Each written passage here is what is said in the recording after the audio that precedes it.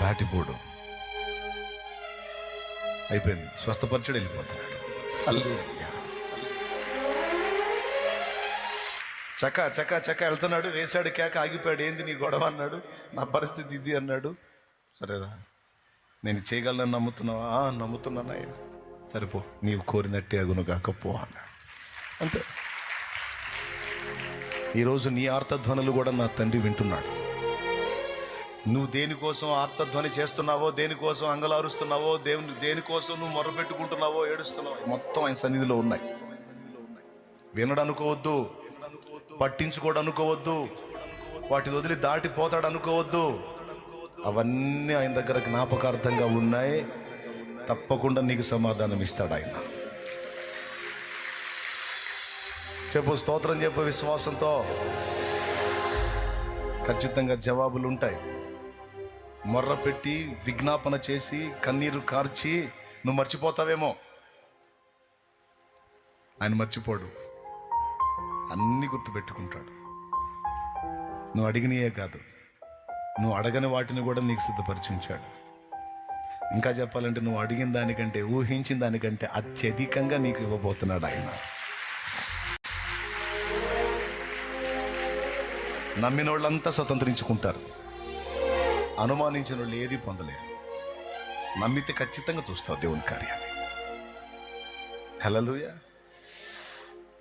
కనికరం ఉండొద్దంటే యాజకుడా, భక్తుడా, భక్తురాలా, దారిలోనే చూపించాడు దేవుడు. కనికరం నాకు ఇష్టమైందిరా. కనికరం లేని భక్తి, కరుణ చూపని భక్తి, ప్రేమ లేని భక్తి నాకు నచ్చదురా అని ఆ దొంగల చేతిలో చిక్కి గాయాలమయమైపోయినోడిని చూపించి వాడిని ఆదుకోరా అని దేవుడు మాట్లాడుతుంటే అవి యాడిన పడతాయండి యాజకుడికి. యాడిన పడతాయి. దాటి వెళ్ళిపోయాడు. తర్వాత ఆ మార్గంలో లేవీయుడు ఒకడు వచ్చాడు. లేవీయుడు ఒకడు వచ్చి అతడు అనుకున్నాడు, ఇతడు సంఘ పెద్ద అనుకోండి, స్తోత్రం, లేకపోతే దేవుని సన్నిధిలో విశ్వాసం అనుకోండి. నా టైం అయిపోతుంది, నా టైం విలువ. ఇప్పుడు ఇతన్ని ముట్టానంటే ప్రాబ్లం అయిపోయింది.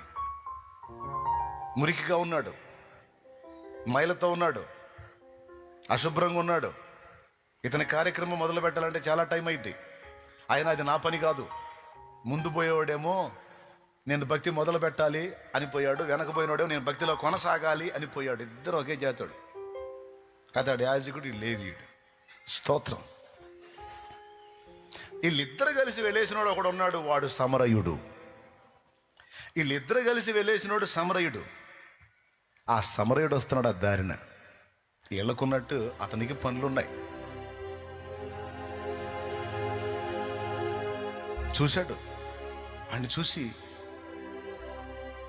తను ఎక్కిన పశువు మీద నుంచి దిగి పరుగున వాని దగ్గరకు వచ్చి వాని పరిస్థితి చూసి ముందు కాసిని నీళ్లు దాపి అన్ని పైకెత్తుకొని ఆడి గాయాలు కట్టి నూనె ద్రాక్షరసం పోసి ఆ గాయాలను కట్లు కట్టేసి తన దగ్గర ఉన్న వస్త్రాలు వాడి మీద కప్పేసి తన పశువు మీద అతన్ని ఎక్కించి తీసుకెళ్తున్నాడు. ఎంత పని చేశాడో చూడండి. మళ్ళీ సమరయుడు, అంటరానోడు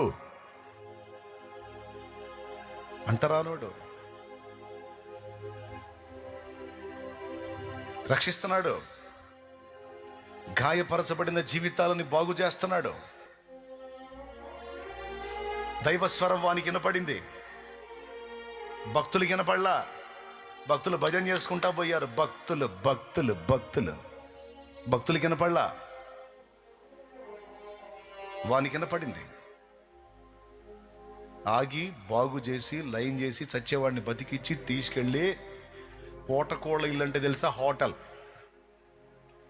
తీసుకెళ్ళి అక్కడ పైసలు ఇచ్చి వాడికి ఆహారం పెట్టించి అక్కడ బస ఏర్పాటు చేసి నేను రిటర్న్ వచ్చేటప్పుడు మిగిలిన అమౌంట్ కడతాను, అతను జాగ్రత్తగా చూసుకోండి, చచ్చి బతికాడు అని అతని కోసం కష్టపడటమే కాకుండా తన ఆహారం అతనికి పెట్టడమే కాకుండా తను తెచ్చుకున్న అతనికి కూడా తన డబ్బును అతనికి వెచ్చించి తిరిగి వచ్చేటప్పుడు మిగిలినది కూడా ఒప్పుదల చేసుకొని పోతున్నాడు.